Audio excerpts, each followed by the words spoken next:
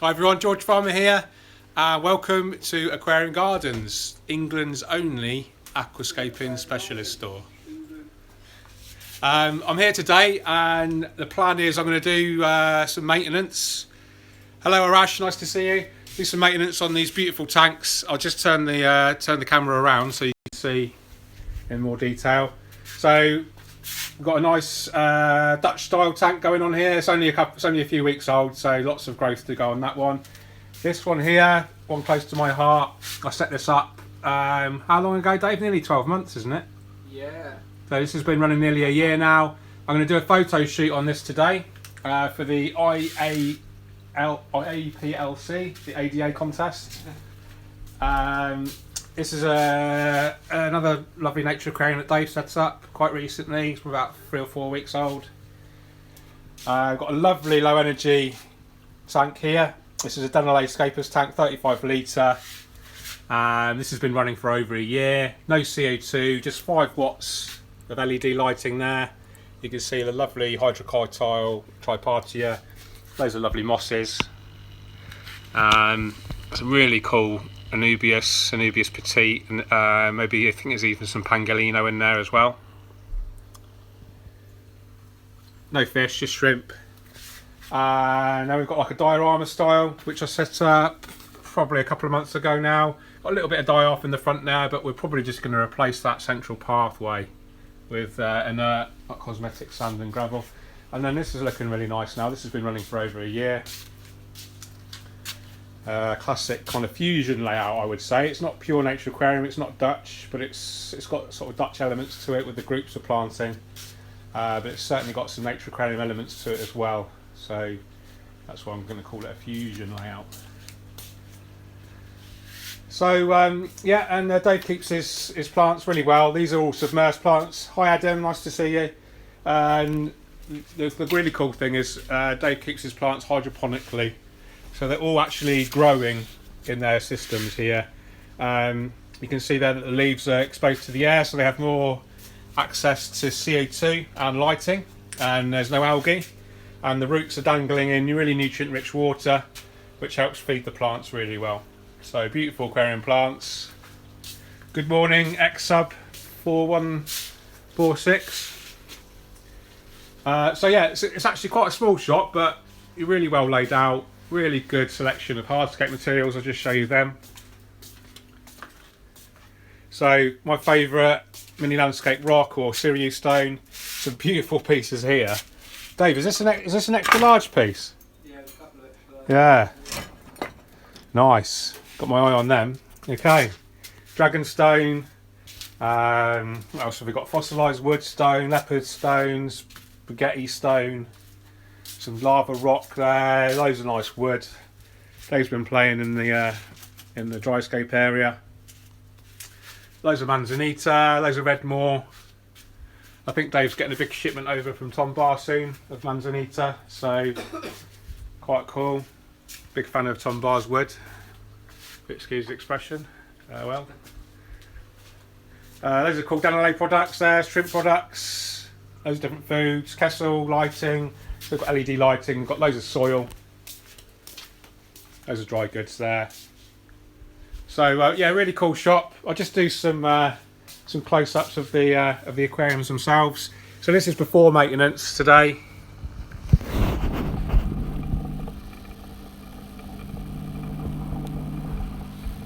So Arash says, I always wonder how these stores even stand a chance of being profitable when they spend so much on display tanks.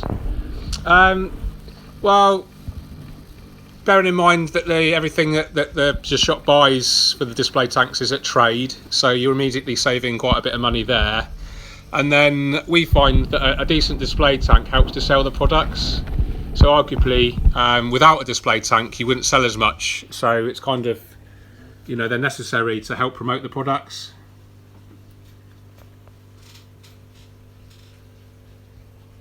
I can pretty much get. I've been in the industry for a good few years now, and without a doubt, the shops that have the best display tanks sell the most plants and sell the most planted tank related equipment. So that's the reason a decent shop will have decent display tanks. and in my opinion there's not enough actually in the UK. So this is really cool. Dave aquascaped this over a year ago, 60 by 45 by 45 centimetre. Just upgraded the lighting there to an Ecotech Radion 4th generation FW15. Let's move over to the, not looking too great at the moment. The hair grass is looking really lush at the back there.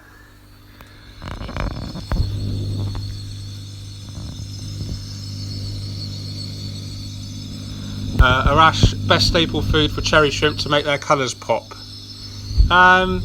I'll probably go for a Danelay shrimp cling food. There is a specialist colour enhancing food they do. That's probably your best bet. This is a twin star, Adam. This is 360 or 45? 45. So this is a twin star 450. You can see the red. There you go. Really good for colour rendition. Just do, so this is what we call a canyonscape. It's a bit of a diorama. It's designed to make it look like a canyon there, with the distinct sort of valley between the two areas of rock.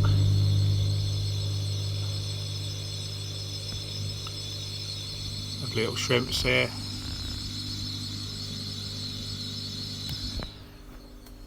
We'll just go over to this one now. How do you keep the sand and dragonstone's algae free? The sand, you can just siphon off the old layer and replace it with a new layer, and the stones you can just clean with an old toothbrush, basically, if you need to.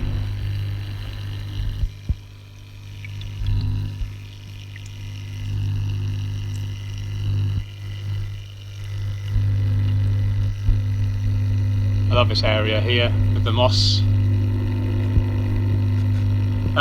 Key is lighting, I guess. Lighting is one of the elements to success. But don't fall into the trap of just addressing lighting. You need to address CO2, circulation, maintenance, liquid fertilizers. You know, all those working together effectively help to keep algae away.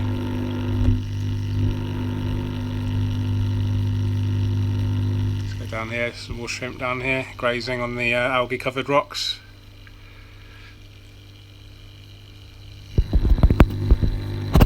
It's out of focus a bit there.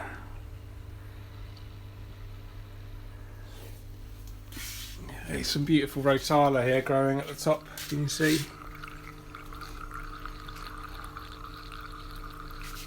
Okay, so it's going for a little bit of an algae stage at the moment because it's quite a new aquascape.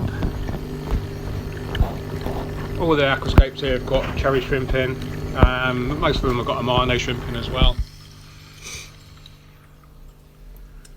A little bit of diatoms there on the rocks, I'll give that a clean later. These are really good diffusers. These are called Neo diffusers, I think Twin Star distribute them. Really good mist.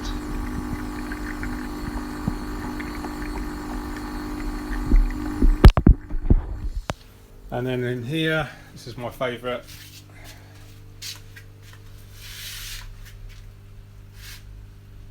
Classic nature aquarium style.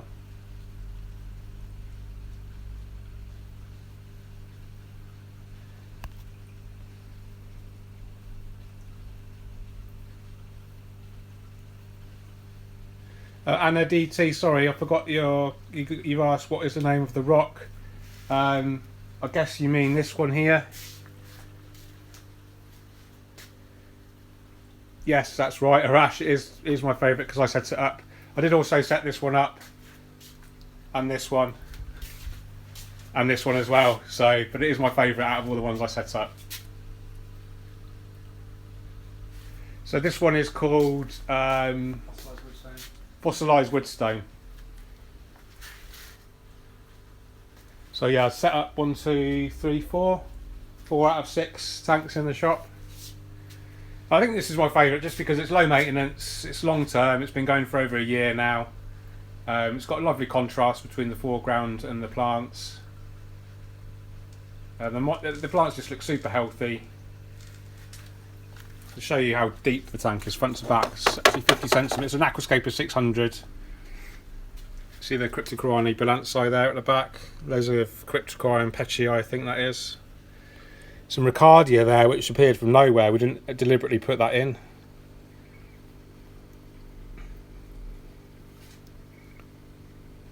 Our Grophilopinata feeder there, which is going a nice reddy brown colour.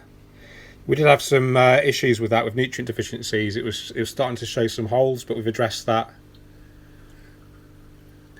Arasha, Stu Norman's lampi killifish schooled together. Are they nippy with shrimp? I don't honestly know. I've never kept them before, so apologies for that.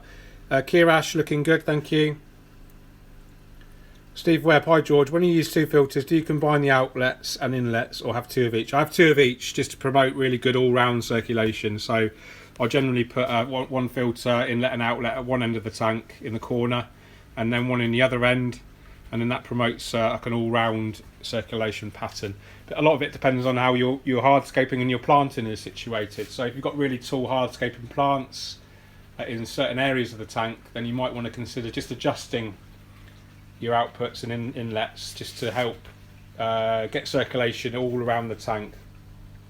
So not necessarily the same for every tank. It depends on like I say, the hardscape and the plants, which can restrict flow around the tank.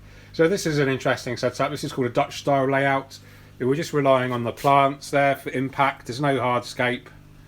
I set this up a few weeks ago, and it's still maturing. There's still lots of growth to go. Eventually it will fill the tank will be totally full with plants, but we'll trim them appropriately to help create a really nice formal looking garden.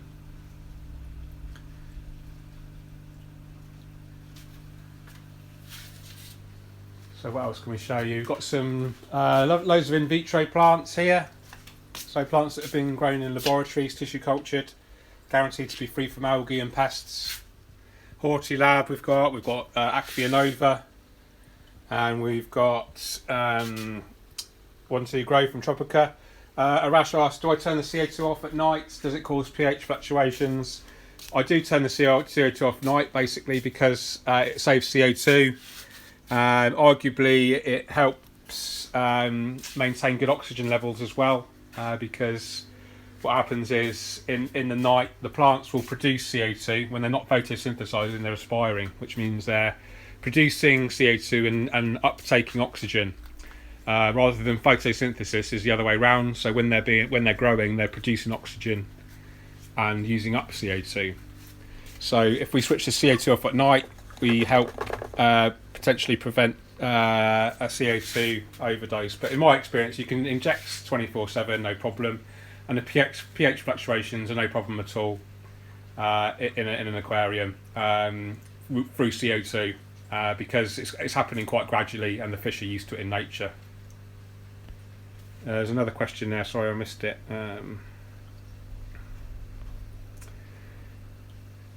Steve Webb, will you be doing an update of the big tank you did in that guy's big house? Yes, probably not for a good while though. It's quite away from me, but maybe in a couple of months when it's looking really mature. We'll probably need a good trim by then, and maybe I'll go down and maintain it.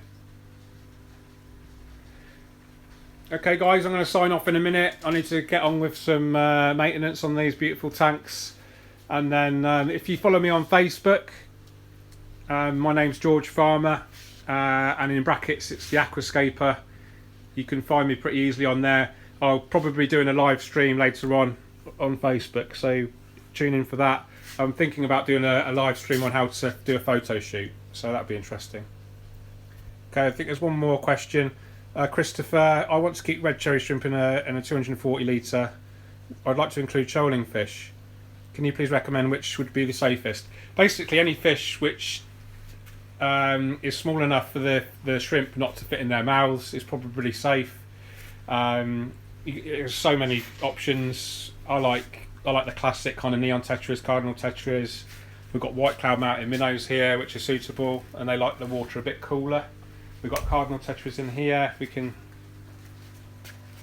hopefully see rummy nose tetras. Basically any small tetras, resboras, danios. They're all pretty much shrimp safe.